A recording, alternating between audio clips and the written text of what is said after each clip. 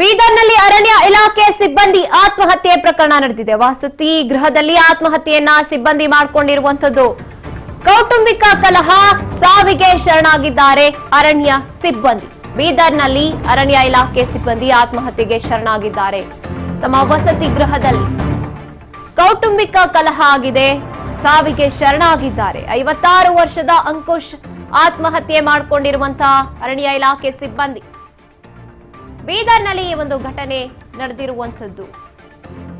ಆತ್ಮಹತ್ಯೆಗೆ ಶರಣಾಗಿದ್ದಾರೆ. ಕೌಟುಂಬಿಕ ಕಲಹದ ಹಿನ್ನೆಲೆಯಲ್ಲಿ ವಸತಿ ಗೃಹದಲ್ಲೇ ಅರಣ್ಯ ಇಲಾಖೆ ಅಧಿಕಾರಿ ಅಂಕುಶ್ ಆತ್ಮಹತ್ಯೆಯನ್ನ ಮಾಡಿಕೊಂಡಿದ್ದಾರೆ.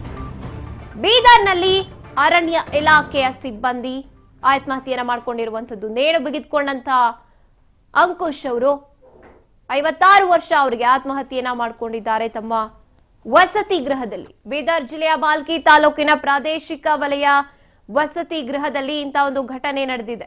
ಕೌಟುಂಬಿಕ ಕಲಹ ಹಿನ್ನೆಲೆಯಲ್ಲಿ ಅವರು ಬೇಸತ್ತು ಆತ್ಮಹತ್ಯೆಗೆ ಶರಣಾಗಿದ್ದಾರೆ. ಅರಣ್ಯ ಇಲಾಖೆ ಪ್ರಾದೇಶಿಕ ವಲಯ ವಸತಿ ಗೃಹದಲ್ಲಿ ಆತ್ಮಹತ್ಯೆ ಮಾಡಿಕೊಂಡಿದ್ದಾರೆ. ಪ್ರಾದೇಶಿಕ ವಲಯದ ಕಚೇರಿಯಲ್ಲಿ ಕ್ಷೇಮಾಭಿವೃದ್ಧಿ ಸಿಬ್ಬಂದಿಯಾಗಿ ಕೆಲಸ ಮಾಡ್ತಾ ಇರ್ತಾರೆ ಅಂಕುಶ್. ಮೃತದೇಹವನ್ನ ಬಾಲ್ಕಿಯ ಶವಾಗಾರಕ್ಕೆ ರವಾನೆಯನ್ನ ಕೂಡ ಪೊಲೀಸರು ಮಾಡಿದ್ದಾರೆ. ಇನ್ನು ಬಾಲ್ಕಿ ಪೊಲೀಸರು ಸ್ಥಳಕ್ಕೆ ಭೇಟಿ ನೀಡಿ ಪರಿಶೀಲನೆಯನ್ನ ಕೂಡ ನಡೆಸಿದ್ದಾರೆ. ಇನ್ನು ಈ ಕುರಿತು ಬಾಲ್ಕಿ ನಗರ ಪೊಲೀಸ್ ಠಾಣೆಯಲ್ಲಿ ಪ್ರಕರಣ ದಾಖಲಾಗಿ ತನಿಖೆಯನ್ನ ನಡೆಸ್ತಾ ಇದ್ದಾರೆ. ಏನಾಯ್ತು? ಕೌಟುಂಬಿಕ ಕಲಹ ಆಗಿರುವಂತದ್ದು. ಅದಕ್ಕೆ ಬೇಸತ್ತು ಅರಣ್ಯ ಇಲಾಖೆಯವರು ನೀಡಿದ್ದಂತಹ ವಸತಿ ಗೃಹ ಏನಿದೆ ಅಲ್ಲೇ ಆತ್ಮಹತ್ಯೆಗೆ ಶರಣಾಗಿದ್ದಾರೆ ಅಂಕುಶ್ ಅನ್ನುವಂತ 56 ವರ್ಷದ ಅರಣ್ಯ ಇಲಾಖೆಯ ಸಿಬ್ಬಂದಿ. ಇನ್ನು ಕೇಸ್ ಕೂಡ ದಾಖಲಾಗಿದೆ. ಅಂದ್ರೆ ಯಾಕೆ, ಏನಾಯ್ತು?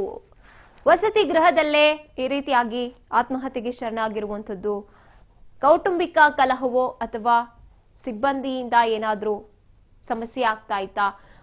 ಒಟ್ಟಾರೆಯಾಗಿ ಮೇಲ್ನೋಟಕ್ಕೆ ಕಾಣಿಸ್ತಾ ಇರುವಂತದ್ದು ಕೌಟುಂಬಿಕ ಕಲಹದಿಂದ ಬೇಸತ್ತಿದ್ರು ಮೃತ ಅಂಕುಶ್.